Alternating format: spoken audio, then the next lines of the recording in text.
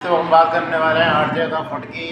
ये काफ़ी popular question है, पूछे जाने वाले क्वेश्चनों में। क्वेश्चन मेन रूप से ये पूछा जाता है लेटरल मीडियल लॉन्गिट्यूडनल आर्च, उसके बारे में कौन कौन सी बोन इन्वॉल्व रहती हैं, क्या क्या सपोर्टिंग फैक्टर रहते हैं, क्या क्या जॉइंट से उसको सपोर्ट मिलता है, इस तरीके से submit posterior pillar anti pillar, इसके बारे में बात करते हैं। आर्चेस की बात करी जाए तो पहले तो जब हमारे आर्चेस होते हैं तो लॉन्गिट्यूडनल और ट्रांसवर्स आर्च। ये आर्चेस की हम बात क्यों कर रहे हैं, तो आपने यदि फुट पे ध्यान दिया होगा तो वो कभी भी बिल्कुल उसके जो वो फ्लैट नहीं रहता, वो उसमें वो आर्च बना के रहता है। तो इसलिए इसको आर्च को समझना ज़रूरी है। जिसकी आप देखें तो इससे मीडिया साइड में थोड़ा सा अलग आर्च रहता है और हमारे लेटर साइड में अलग आर्च रहता है। लेटर साइड में थोड़ा सा कंपेरेटिवली फ्लैट रहता है, मीडिया साइड में कंपेरेटिवली ज़्यादा आर्च बना के रहता है वो।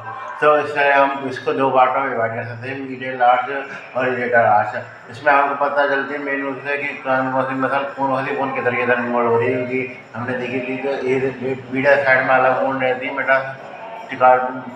मेटाटार्सल बोन में, और इधर की साइड इसकी साइड अलग बोन रहती है। इसी प्रकार सबसे पहले हम बात कर जाते हैं लॉन्गिट्यूडनल आर्च की। ट्रांसवर्स आर्च में कुछ खासियत है नहीं है।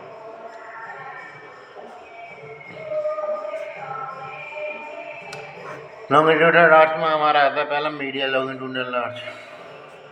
मैं दोनों लॉन्गिट्यूडनल आर्च के बारे में बात करूँ, कोई भी आ सकता है। काफ़ी पॉपुलर क्वेश्चन है, इसलिए इसको तो आप ध्यान से करिए। देखिए medial longitudinal arch, medial longitudinal arch में मैं डायग्राम बना के पूरा सब्सिडेंट कर देता हूँ एक बार में। तो मीडियल साइड पे क्या क्या रहता है, सबसे पहले कॉमन तो चीज़ रहेंगी वो रहेंगी तो कैल्केनियस तो कॉमन रहेगा सब में, तो ये कैल्केनियस सबसे रहती है। उसके अलावा क्या आता है, टेलस आता है, जो कि एकदम सुपीरियर साइड में ज़्यादा रहती है, इन्फीरियर साइड में उतनी ज़्यादा रहती नहीं है। इन्फीरियर साइड बड़ी छोटी हो, सुपीरियर साइड में रहती है मेन इसका रोल। तो इससे क्या बात आ गई हमारी टेलस। फिर आते आते फिर नेविकुलर आती है, फिर कौन सी आती है, फिर आती है हमारी क्यूनिफॉर्म, फिर आते हैं हमारे मेटाटार्सल। तो ये तरीके से जो लेवल है इसकी बात करें ना, तो यहाँ पर ये समाप्त होगी, और बाकी की ये इसका इन्वॉल्व उतना रहता नहीं है। इनका फैल इसका मेटाटार्सल तक ही रहती है। इसके ऐसे में पिलर आगे, पोस्टीरियर पिलर क्या हो गया इसका, कैल्केनियम,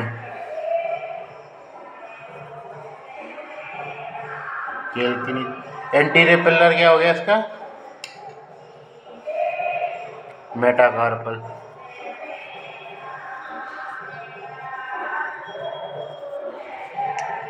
इसलिए एंटीरियर क्या हो गया, मेटाकार्पल, पोस्टीरियर पिलर क्या हो गया, कैल्केनियम। ये एक प्रकार के पिलर हो गए। और क्या बात करना है पिलर के अलावा, सबमेट यानी कि बीच में क्या लाई कर रही है, बीच में कौन सी लाई कर रही है, मैं लिख देता हूँ एंटीरियर पोस्टीरियर पिलर। ये तो मुझे लिखने की जरूरत नहीं है, तो बता दिए। बीच में कोई स्ट्रक्चर क्या ऐड कर रही है, सबमिट। सबमिट क्या होगा इसमें, टेलस।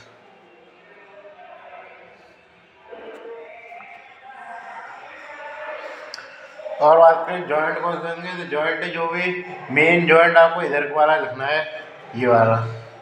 ये कौन सा जॉइंट है, टेलको किलो का जॉइंट, जो आर्च बना रहा है, आर्च वाला जॉइंट लिखना है, यानी कि इसमें टेलस और जो कैल्केनियम के बाद बीच का जॉइंट आएगा टेलको।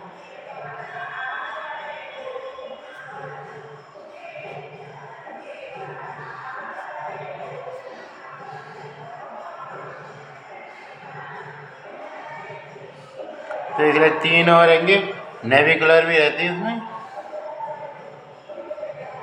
तो इसलिए तीनों का जॉइंट इन्वॉल्व है, टेलको, केविकुलर, नेविकुलर जॉइंट। बहुत अजीब से नाम है, व्याकरण ना कट जाए तो मिल जाएगी। फिर आते हैं हमारा इस तरीके से लिगामेंट कौन से होते हैं इसमें। तो लिगामेंट की बात करें तो इसमें यहाँ को जोड़ने वाले नेविकुलर को कैल्केनियम से, इसके अलावा ये इस लिगामेंट का नाम होता है स्प्रिंग लिगामेंट।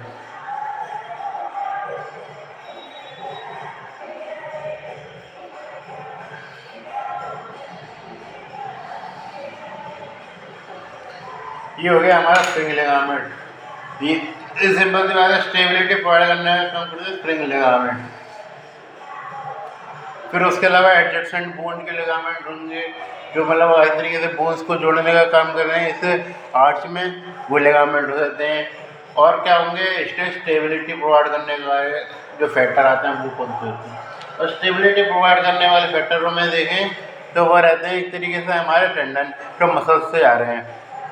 तो कौन कौन से टेंडन मसल से आ रहे हैं? तो हमने एक देखा था फ्लेक्सर हेलुसिस लॉन्गस का टेंडन था जो कि हमारे मीडियल साइड पे रहता था, किस पे इंसर्ट करता था?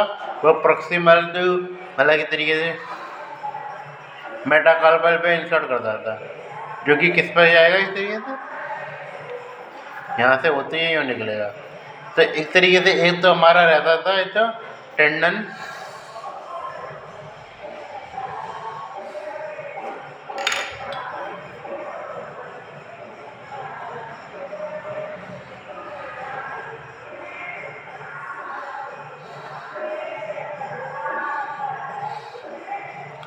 Tendon of flexor hallucis longus है। बाकी की मैंने बताया था कि जो इनकी नेविकुलर वगैरह पे या टेलस पे तो नहीं होता, इस पे इंसर्ट होकर निकल जाता है पीछे, क्या नाम था उसका? Tibialis posterior. तो इस तरीके से मेन जो इंसर्ट कहाँ पर होता है? नेविकुलर पे। उससे कौन सा टेंडन निकलता है इस तरीके से? Tibialis posterior.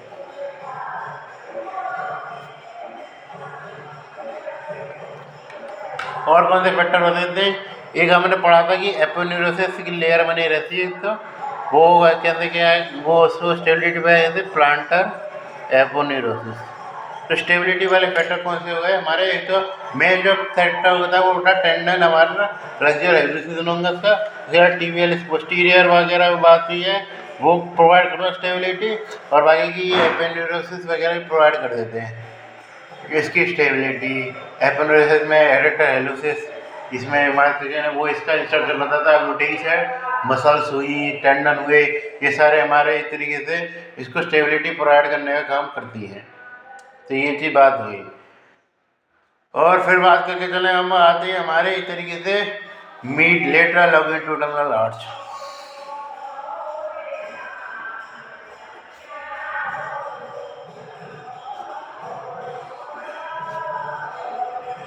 Lateral longitudinal arch की बात करें तो मेन बोन उसमें कौन सी रहेगी? तो पीछे की साइड से सिंपल सी बात है, फिर से चल रही है हमारे कैल्केनियम।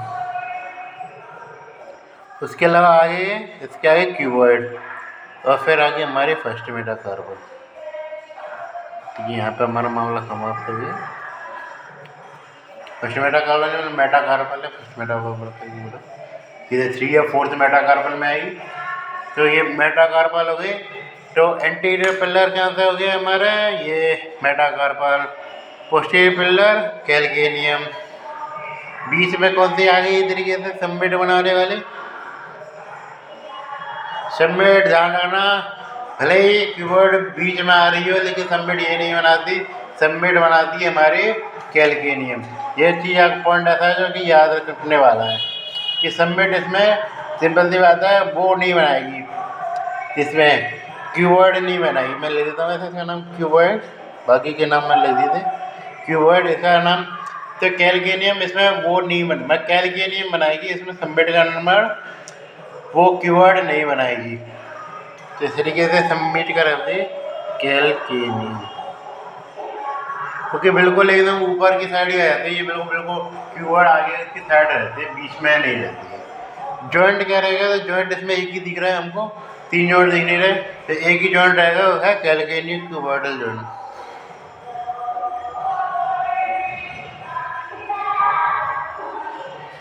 ये हमारा जॉइंट रहेगा।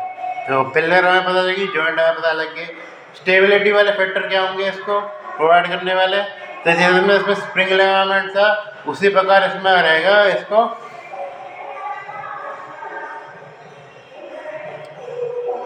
लिगामेंट रहेंगे स्टेबिलिटी में। इसमें शॉर्ट प्लांटर लिगामेंट,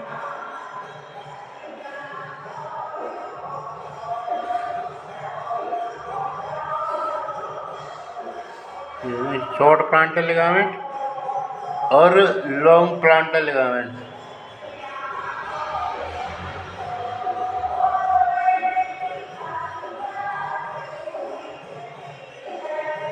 ये प्रोवाइड कराएंगे इसको स्टेबिलिटी, शॉर्ट प्लांटर लिगामेंट और लॉन्ग प्लांटर लिगामेंट। उसके अलावा मसल्स के टेंडन जो इसको मतलब तरीके से पुल करने का काम करते हैं, मसल्स के टेंडन कौन कौन से? लेटर साइड में 2 मसल्स आती है हमारी, कौन सी आती थी? इस थी पेरोनियस मसल आती थी हमारी, ध्यान रखें पेरोनियस मसल की बात करी जाए ना, पेरोनियस मसल में कौन सी दो मसल आते हैं, पेरोनियस लॉन्गस और पेरोनियस ब्रेविस। पेरोनियस लॉन्गस की बात की जाए तो आपको पता ही है कि वो इस तरीके से नीचे कीवर्ड पे से जाके दूसरी तरफ इंसर्ट करती थी। ये हमारी आती थी पेरोनियस लॉन्गस, यहाँ पे जा रही है लॉन्गस। दूसरी मसल आती थी वो सिंपल से सीधे इसमें इंसर्ट कर जाते थे इस तरीके 50 मेटाकार्पल पे। उसका क्या नाम था हमारा, ये जो इंसर्ट कर रही है ब्रेविस। तो ये एक तरीके से मसल को स्टेबिलिटी प्रोवाइड करती है। पेरोनियस लूँगा भले मेटाकार्पल से इंसर्शन हो रहा हो, लेकिन फिर भी सिंपल दिया होता है जहाँ तक वो लेटर कंपार्टमेंट से रही होके, इसलिए वो भी इसको स्टेबिलिटी प्रोवाइड करने का काम करती है। तो इसमें एक तरीके से आपको ध्यान रखना है तो कौन सी मसल इधर पुल करने का काम कर रही है। स्टेबिलिटी में आपको लिगामेंट लिखने हैं, उसमें कौन सा स्प्रिंग लिगामेंट आ रहा था और क्या आ रहा था हमारा एपोन्यूरोसिस वगैरह आ रहे थे। इसमें क्या आ रहा था हमारा पुल करने में, इसमें आ रहा है पेरोनियस लॉन्गस, पेरोनियस ब्रेविस। उसमें क्या आ रहा है हमारा tibialis posterior, Fletcher hidrosis longus. उसके बाद जॉइंट के नाम में तीन बोन्स के जॉइंट आएंगे उसमें, जैसे कैल्केनियम, टेलस और नेविकुलर। तो ऐसे में बना के लिख देंगे कुछ भी। इसमें आएंगे ट्यूबरडल और कैल्केनियम। सबमिट क्या रहेगा उसमें रहेगा टेलस, इसमें कैल्केनियम ही रहेगा, कीवर्ड नहीं होगा, ये ध्यान रखें। एंटीरियर पोस्टीरियर पिलर सेम रहते हैं दोनों में, उसमें कुछ खास ध्यान रखो है नहीं। तो ये चीज़ आपको लिखना है। डायग्राम आप क्वेश्चन में आए तो गैरेंटेड बना के आना है। दोनों डायग्राम आप अलग बना सकते तो अलग बनेंगे, एक बना सकते तो एक बनाइए, लेकिन बनाना जरूर है, चाहे भले 3 नंबर का क्वेश्चन पूछा वो। तो ये चीज़ आपको ध्यान रखनी है। कोई भी बार अंतर आ जाता है कि एंटीरियर मीडियल और लॉन्गिट्यूडनल आर्च में क्या क्या अंतर होगा, तो आप अंतर समझ सकते हैं कि मीडियल लॉन्गिट्यूडनल आर्च में बहुत सारी बोन इन्वॉल्व हो रही थी, मैं कम इन्वॉल्व कर रही थी। वो आर्च एक तरीके से ज़्यादा बड़ा था, ये थोड़ा सा लेस मान लीजिए, थोड़ा सा लो आ रहता है ये। उसके अलावा जैसे सबमिट किससे बननी है, कैल्केनियम से बननी थी इसमें टेलस से बन नहीं है। कौन कौन से बोन और इसके अलावा कौन कौन सा जॉइंट इन्वॉल्व रहता है वो लिखना ही अंतर आए। तो ये चीज़ आपको अंतर भी लिख के आना है। लंबा क्वेश्चन दिया है तो डायग्राम में बना के आना है ये। इसके अलावा अब इसमें बात करें, थोड़ा बहुत एक्सपर्ट आ जाता है हमारा क्लिनिकल एक्सपर्ट थोड़ा सा। तो क्लिनिकल एक्सपेक्ट में बात करें चले, क्लिनिकल में तो आता है हमारा पेस प्लेनस। पेस प्लेनस से क्या होता है, जो मैं मीडियल लॉन्गिट्यूडनल आर्च है वो आर्च बना के रख नहीं पाता, वो एक तरीके से फ्लैट हो जाता है हमारा पुट। जैसे पेस प्लेनस में प्लेन का मतलब फ्लैट भी कहते हैं, फ्लैट पुट। प्लेन से प्लेन मतलब फ्लैट पुट। किसके कारण फ्लैट हुआ, तो उसकी स्टेबिलिटी कौन बना रहे थे, तो हमारा स्प्रिंग लिगामेंट बना रहा था इस तरीके से।